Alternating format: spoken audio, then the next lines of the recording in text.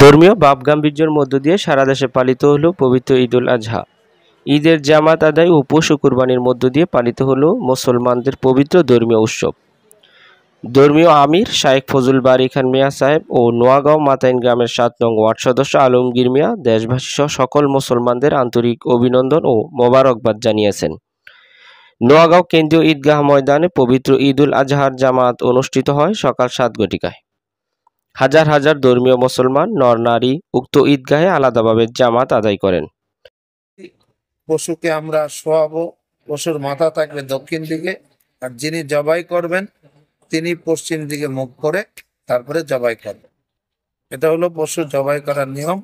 আর পশু জবাই করার সময় বিসমিল্লাহ আল্লাহু আকবার বলে আল্লাহর নামে করতে হবে।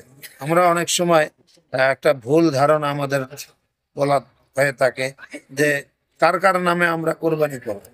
এটা না, বলতে হবে কার কার পক্ষ থেকে কোরবানি করা হবে, তাহলে এটা হবে আল্লাহর নামে। সাতগ্রাম নিয়ন্ত্রতা ২,৫০০ এবং থানার সহ সবচাইতে আনাদেশের সবচাইতে বড় জামাত নোয়াগাঁও মিয়া সাহেবের বাড়ি, সেই ঈদুল আজহার জামাতে আমরা উপস্থিত হয়েছি। উপস্থিত যারা হয়েছেন সকলকে এই ঐতিহ্যবাহী ঈদগাহ মিয়া সাহেবের বাড়ির পক্ষ থেকে আপনাদের সকলকে আমি এবং আমার ইউনিয়ন পরিষদের তরফ থেকে সকলকে ঈদের শুভেচ্ছা জানাচ্ছি। ঈদ মোবারক, সকলে সুস্থ থাকুন।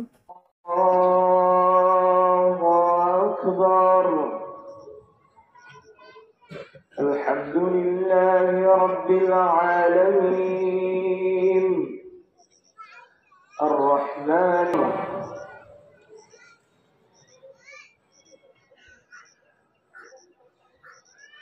আল্লাহু আকবার।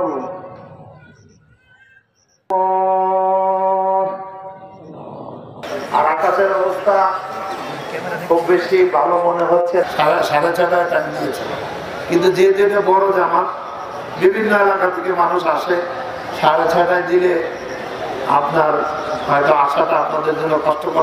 ঈদুল আজহার খুতবা প্রদান করেন শায়েখ ফজল বারী খান মিয়া সাহেব। জামাতে নামাজ পড়ান সাদাত বারী খান। খোলা আকাশের নিচে বিশাল বড় জামাতে নামাজ আদায় করতে পেরে মহান আল্লাহর নিকট শুকরিয়া আদায় করেন মুসল্লিগণ। ধর্মীয় ভাবগাম্ভীর্য এবং বিপুল উৎসাহ উদ্দীপনার মধ্য দিয়ে সারা দেশে উদযাপিত হয়েছে পবিত্র ঈদুল আজহা। ঈদের নামাজ শেষে দেশ ও জাতির কল্যাণ কামনায় বিশেষ মোনাজাত করা হয়। নারায়ণগঞ্জের নোয়াগাঁও কেন্দ্রীয় আহলে হাদিস জামিয়া উপজেলার বিভিন্ন ঈদগাহে প্রায় 100 বেশি স্থানে নামাজ পড়েছেন মুসল্লিরা। ঈদুল আজহার জামাতকে কেন্দ্র করে ভোর হতেই জড়ো হতে থাকেন মুসল্লিরা। নির্ধারিত সময়ের আগেই কয়েক হাজার মুসল্লির উপস্থিতিতে কানায় কানায় পূর্ণ হয়ে ওঠে বিশাল ময়দান। 2 রাকাত নামাজের পর ঈদুল আজহার তাৎপর্য তুলে ধরেন নারায়ণগঞ্জ জমিয়তে আহলে হাদিসের সভাপতি শায়েখ ফজল বারী খান মিয়া সাহেব। নির্বিঘ্নে নামাজ আদায় করেন। এজন্য 8 তারিখ রাত্রকে বলা ইয়ামুত তারবিয়া, আইয়ামুত তাশরিকের প্রথম রাত্রকে কি বলা হয়? ইয়ামুত তারবিয়া। আপনারা তাফসীরে কুরতুবী যারা পড়তে পারবেন পড়ে দেখবেন, সেখানে এটা আছে। ফালাম্মা কানাতিল লাইলাতুস সানিয়া রাআ যালিকা আয়দান, একই স্বপ্ন দ্বিতীয় দিনে দেখলেন। ফাকিলা লাহুল ওয়াদ, এখন তার ওয়াদা পূর্ণ করতে হবে। ফালাম্মা আসবাহা আরাফা আন্না যালিকা মিনাল্লাহ, যখন ইব্রাহিম আলাইহিস সালাম জানতে পারলেন যে এটা আল্লাহর পক্ষ থেকে এসেছে, ফাসাম্মা ইয়াউমা আরাফা, তখন ওই তারিখকে বলা হয় ইয়াউমা আরাফা, যেদিন হাজী সাহেবরা আরাফার ময়দানে অবস্থান করেন, 9 জিলহজ। এখন এখানে একটা আপনাদের সন্দেহ আমি একটু দূর করে দেই। অনেকে প্রশ্ন করেন যে আরাফার রোজা কোন দিন? আমাদের দেশের 9 তারিখ না সৌদি আরবের 9 তারিখ? না, আরাফার দিন একটা।